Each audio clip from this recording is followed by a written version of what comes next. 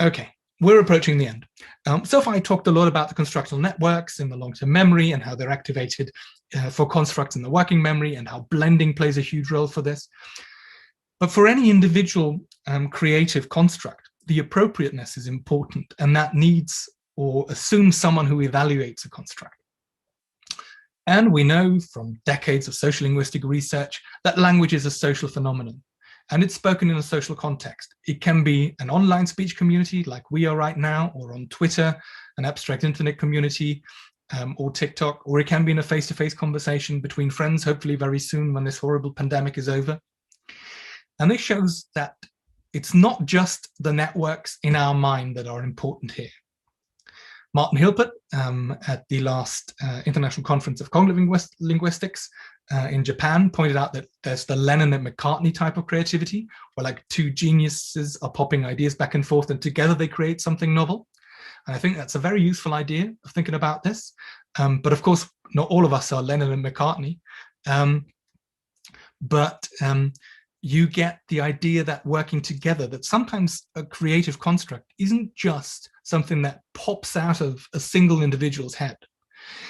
In language change, Trousdale and Traugott and many others have pointed out that constructs, when a progressive is interpreted for the first time as ongoing, or the going to future is interpreted for the first time as implying future, and this becomes semanticized and not just movement in space, that this happens in an individual, but it also requires the context where this happens.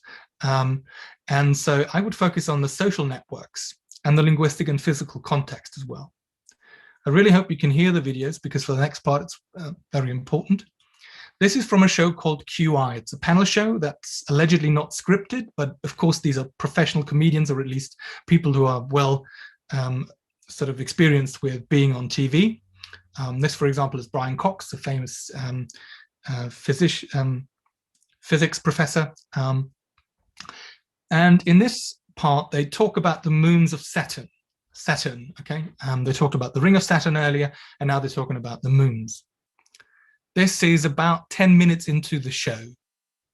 Of all these moons, like this is the one thing I wanted to ask you. Of all these moons, which one's most likely to be the home to Ewoks?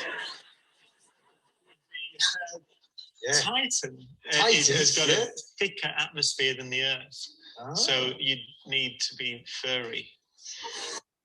Okay, so they're talking about astronomy and about Saturn and moons.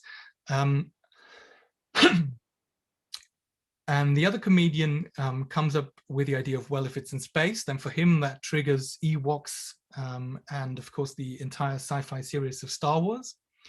And then they talk about, well, which planet, if you could host Ewoks, and Brian Coxton says Titan. For now, it's just important that we've established a frame where Titan and Ewoks is a thing. Of all these moons. And then about 15 minutes later, where they talked about lots of other stuff, this is going to be relevant again. Okay, this is what I mean by discourse, context, and different individuals working together to create something novel and a novel interpretation. I guess you're all adults. There's a bit of implicit sexual content here. It's just verbal, but trigger warning for anyone who needs that. But it's the usual kind of British banter that you get. But don't be scared by the language. Okay. The surface of Saturn's moon Titan, that's so cold that it's got liquid methane. Titan. Titan's the one where the Ewoks live. Titan. You see? So basically, you're saying you can shatter an Ewok? Yes, because it's got lakes of liquid methane. Wow. Because it's so cold. And the methane behaves exactly like water on Earth. So you get methane rain, you get methane snow, methane ice, and lakes of methane. There's a lake there which is as large as Lake Superior. Methane, which is essentially a fart, liquid fart. Yes, exactly. If I could stand on a planet and throw an Ewok into a lake of fart, that'd just be... Well, you couldn't, because it'd shatter. So you wouldn't... We'd be tossing Ewoks into a lake of fart. That is, oh, It's when you say tossing Ewoks into the that's exactly what I meant.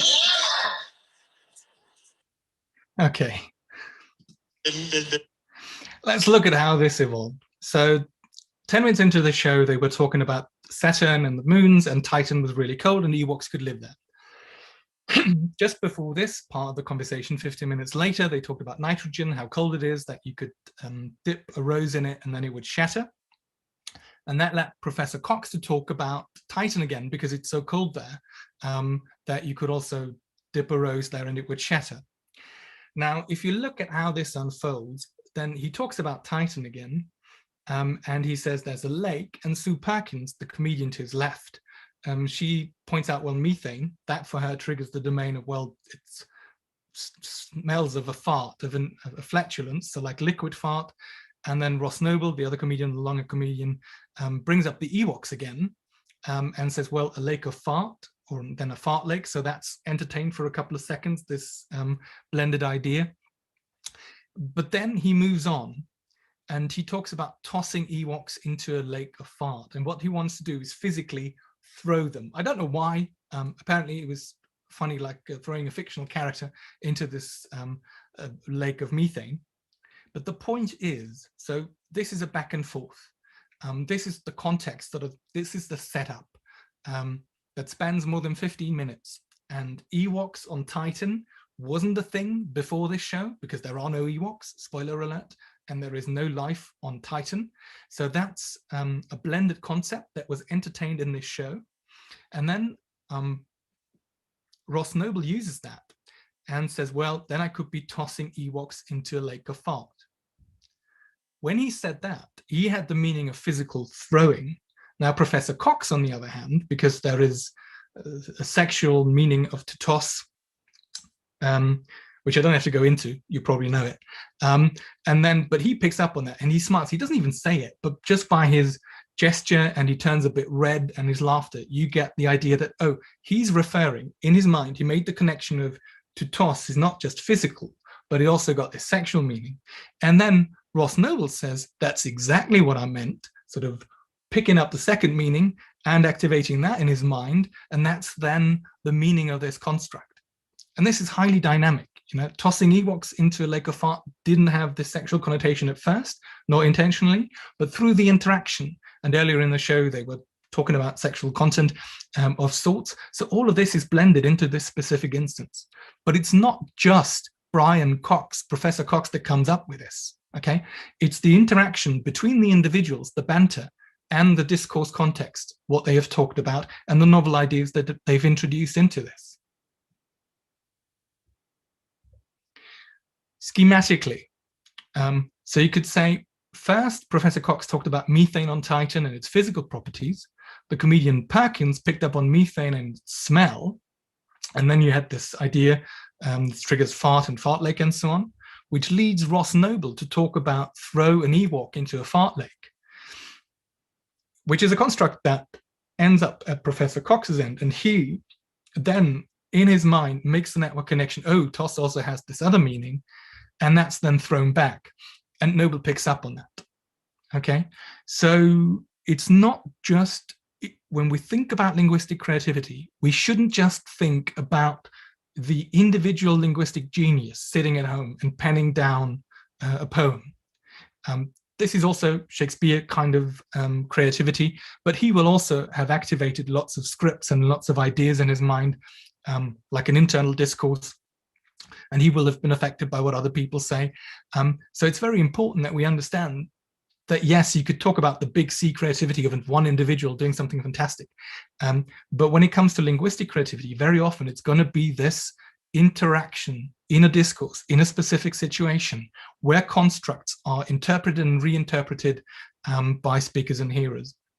And this is nothing new. This is something that I think historical linguistics and diachronic construction grammar has long focused on, but which I think from the perspective of creativity is also something that we need to take on board.